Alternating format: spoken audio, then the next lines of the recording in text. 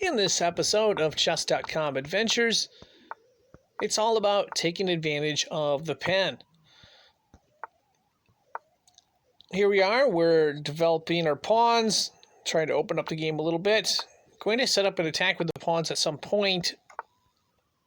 Got our king castle to safety, now we push. Pushing again. Okay, we take. And made a little mistake here.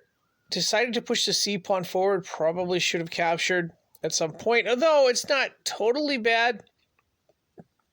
Because if you look at the d6 pawn, it's basically taking away the dark squared bishop of black's options. So it's not totally bad here. Now we're going to take e6 with the d pawn right there. Now we go ahead and we put a pen in place with the rook.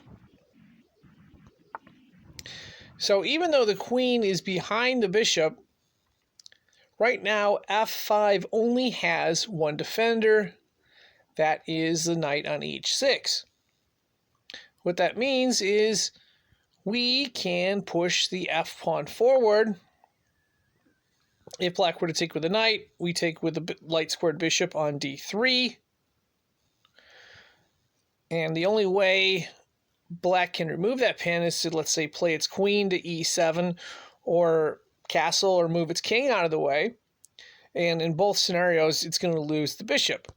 So it decides to castle, bishop lost. The important thing here is we have a passed pawn in addition to the material, because material means a little bit, but it's more important to have a good position, I think, as long as you have enough pieces to take care of it.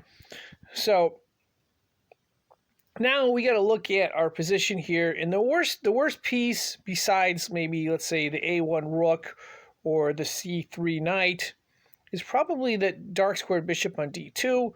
We're going to go ahead and trade and try to open up black's defensive position there. Now we want to get our queen involved, so we're going to take the knight on f3 and move it to h4. Okay, they push the pawn. That's good. Now we can move our queen. It's not mate because our king can escape. If you'll notice, black is threatening h2. We're going to go ahead and capture with the queen. Black puts us in check. Okay. We move out of the way. Black could put us in check again, but we should be able to escape, and we've got a knight on c3 to help defend, as well as some other options. Black decides to push the bishop. That's kind of a no-no. Remember, we have a bishop on d3 that just happens to be guarding h7. And that's it.